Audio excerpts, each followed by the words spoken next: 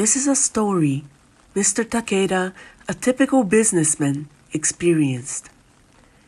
At Mr. Takeda's company, it was customary to have a drinking party every weekend at the president's expense at an izakaya. This was way back in the days when the term, quote, alcohol harassment had not yet been coined. Some might call it the golden era. Although Mr. Takeda was not a strong drinker by any means, he still felt obliged to stay until the second or third izakaya every week, socializing with his co-workers. Of course, he kept the pace down so as not to spoil the mood, but even so, he would inevitably get drunk if he had to stay until the third izakaya. In the end, Mr. Takeda had to return home that day in a staggered state of drunkenness.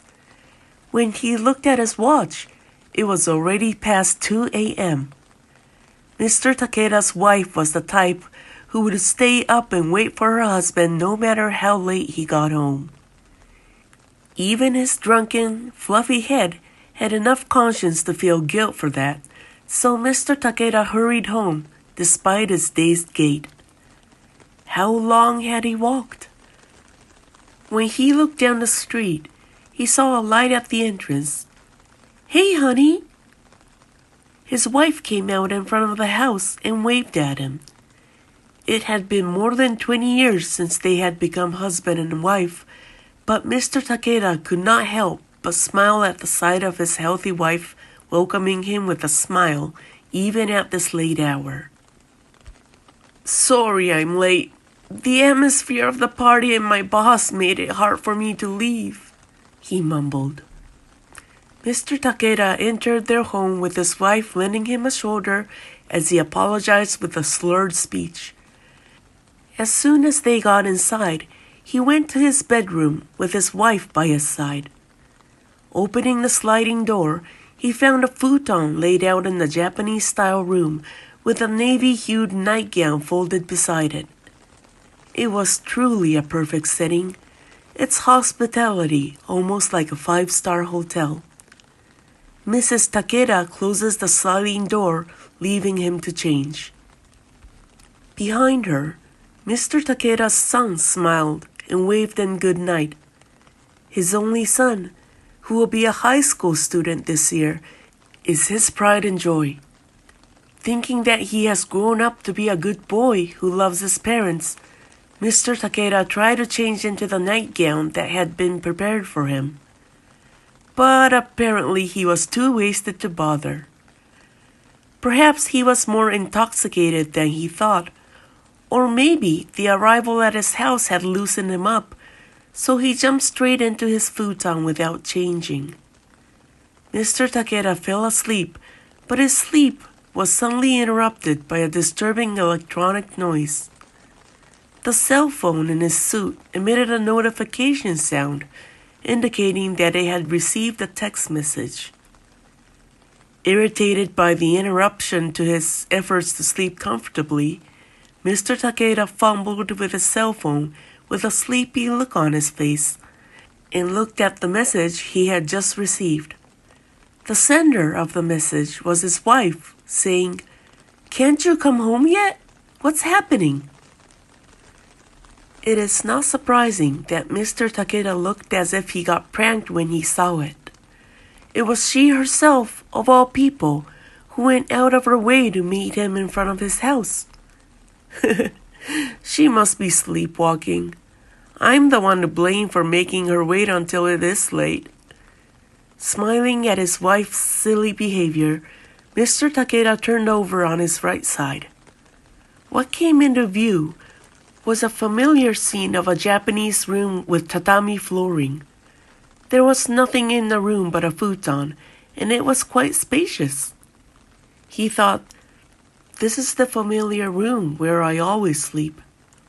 After thinking about it, Mr. Takeda suddenly became aware. "Hey, I don't have a Japanese-style room in my house, do I?" When Mr. Takeda bought his own home, he wanted a Japanese-style room. However, his wife stubbornly said no. She told him that insects had once crawled out of the tatami mats in her parents' house and that she had come to dislike tatami mats because of that. That's why they didn't have a Japanese-style room in their house. But he was definitely sleeping in one now. What does this mean? No, in the first place, he should have always slept in the bedroom shared by the couple. So why am I sleeping in such a room? At first, he just wondered. However, it did not take long for his doubts to turn into fears. Not only this Japanese-style room, Mr. Takeda noticed something else strange. There are no children in his family. His wife has been trying to get fertility treatment for years, but it has not borne any fruit yet. So who was that boy who smiled at him and waved good night to him just a few minutes ago? Why did he think of him as his proud only son who will be a high school student this year? He felt a shiver run down his spine. Something was wrong. Something very strange was happening here. Now completely sobered up, Mr. Takeda opened the sliding door and jumped out, forgetting to pick up the bag he had carelessly thrown down on the tatami mats. The nightgown, still attached to the corner of the futon, caught his eye for a moment, but on second thought, he noticed he didn't have anything like that in his house. He thought to himself, "It'll be bad if I stayed in this house. Definitely a bad idea." Fortunately, the light in the living room was off, and the the inhabitants seemed to be sleeping.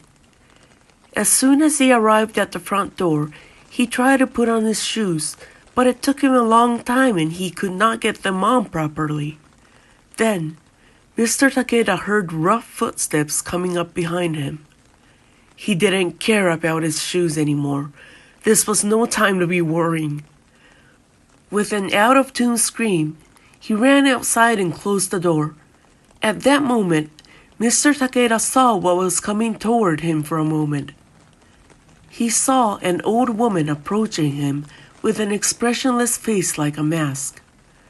What Mr. Takeda thought his beloved wife was an old woman with deep wrinkles, big strains around her eyes, and gray and messy hair. Fortunately, Mr. Takeda was able to return home safely.